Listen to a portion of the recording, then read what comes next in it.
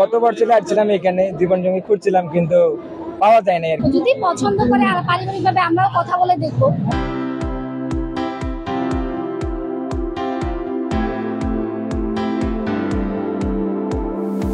নাগরদোলা, মাটির তৈজসপত্র, প্লাস্টিকের খেলনা কিংবা জিলাপির দোকান দেখে সাধারণ কোনো মেলা মনে হতে পারে, তবে এই মেলার উদ্দেশ্য ভিন্ন।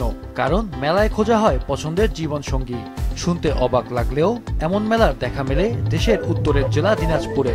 শারদীয় দুর্গোৎসবের পরপরই আয়োজন করা হয় এই মেলার। আদিবাসীদের যে ছেলে অ্যান্ড মেয়েরা আছে তাদের পছন্দ মতো এখানে পছন্দ করে, তারপর পারিবারিকভাবে তাদের বিয়ে দেওয়া হয়। তো সবাই এখানে চলে আসে এই মেলাতে, অনেক সুন্দর আয়োজন করা হয়। এখানে আদিবাসী ছেলে মেয়েরা আসে, একে অপরকে পছন্দ করে এবং পারিবারিকভাবে এদেরকে বিয়ের শাড়ি দেওয়া হয়। আমার জন্মের আগে থেকে এখানে মেলা হতো, আমরা ওই বিষয়ে কিছু জানি না। বিশেষ করে আমরা শুধু এখানে ঘুরতে আসছি, বন্ধু বান্ধবদের সাথে এখানে মিলিত হই একসাথে। শুধু দিনাজপুর নয়, ঠাকুরগাঁও, পঞ্চগড়, নীলফামারী সহ আশপাশের কয়েকটি জেলার আদিবাসী নারী পুরুষ ছুটে আসেন এই ঐতিহ্যবাহী মেলায় অংশ নিতে। পাত্রপাত্রী একে অপরকে পছন্দ হলেই দুই পরিবারের সম্মতিক্রমে বিয়ে দেয়া হয়। এমন প্রথা এই মেলায় চলে আসছে প্রাচীনকাল থেকে। আমাদের দাদুরা ঘুরে আসছে, আমরা এখন আসছি এই মিলন মেলাতে। আর উত্তরবঙ্গের এই মেলাটা হচ্ছে সর্বশ্রেষ্ঠ মেলা।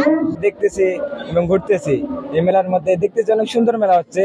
হ্যাঁ, যদি এই বছর যদি কোনো একটা জীবন সঙ্গী পাই তাহলে কি বলবো, তাহলে ভালোই লাগবে আমার আর কি। ছেলে মেয়ে যদি পছন্দ হয় এখানে এক প্রকার বিয়ে হয়তো অনলাইন থেকে অনেকেই ছেলে মেয়ে ফোনে কথা বলে, আসলে এখানে দেখা হয়, কথাবার্তা হয়। যদি পছন্দ হয় তাহলে মা বাবা মেনে নেয় বা ঘটকালি করে আবার বিয়ে হয়।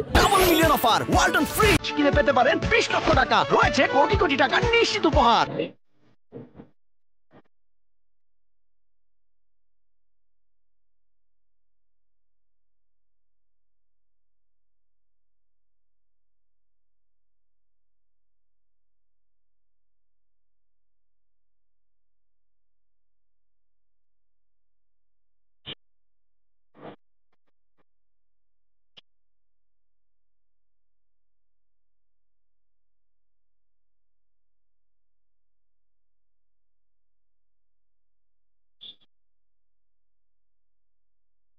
এরকম ব্যতিক্রমী মেলার আয়োজন করা হয় দিনাজপুরের বীরগঞ্জ উপজেলার গোলাপগঞ্জ উচ্চ বিদ্যালয়ের মাঠে।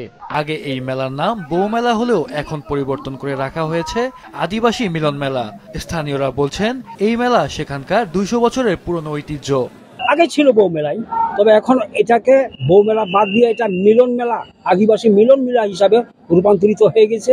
দূর দূরান্ত থেকে মানুষরা এখানে আসে, বিশেষ করে আদিবাসী সম্প্রদায়ের এটা একটা খুবই ইন্টারেস্টিং মেলা। এখানে বলা হয়ে থাকে প্রায় 200 বছর আগে থেকে এই মেলা হয়ে আসছে। এই মেলাটি এখন অনেক বেশি সম্প্রসারিত।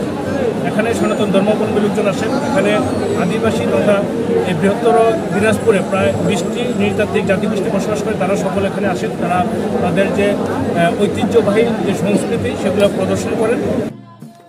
এবছর বিভিন্ন সামাজিক যোগাযোগ মাধ্যমে আগেই খবর প্রচার হওয়ায় মেলায় মানুষের উপস্থিতি ছিল চোখে পড়ার মতো। মাহফুজুল হাসান, মাছরাঙা নিউজ ডেস্ক।